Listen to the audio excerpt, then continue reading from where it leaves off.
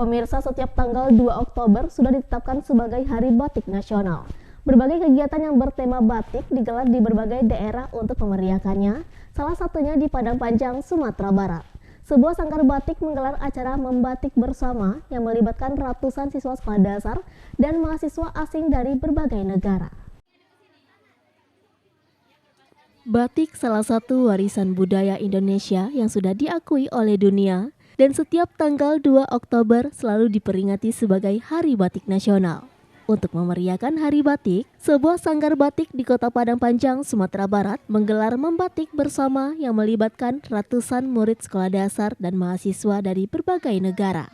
Ajang membatik bersama ini tidak hanya sekedar memeriahkan Hari Batik Nasional, tapi sekaligus sebagai sarana edukasi dan mensosialisasikan batik ke khalayak luas. Dengan diselingi gurauan sesama temannya, murid sekolah dasar antusias mengikuti ajang ini. Aneka goresan warna menghiasi kain yang disediakan.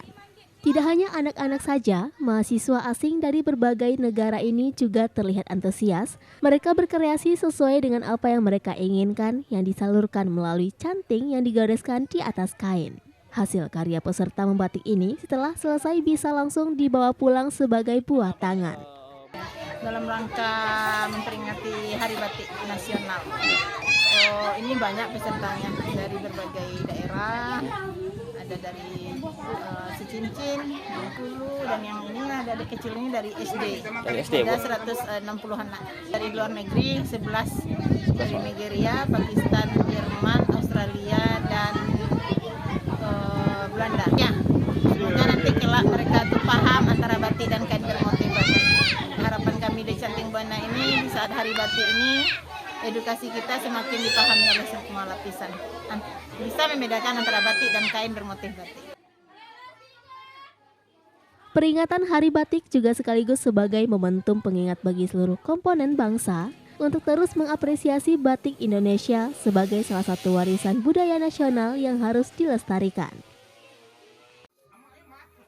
Kita dari SD 10 Padang Panjang Barat ikut memeriahkan kegiatan ini dengan kegiatan membatik bersama.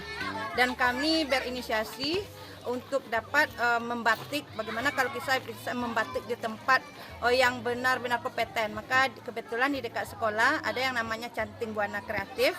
Makanya kami dari SD 10 membawa anak-anak belajar di luar kelas mengikuti kegiatan membatik bersama. Ada berapa siswa, Bu, sekarang, Bu? Sekitar 160 orang. Dari Padang Panjang, Sumatera Barat, Agung Selistio, iNews melaporkan.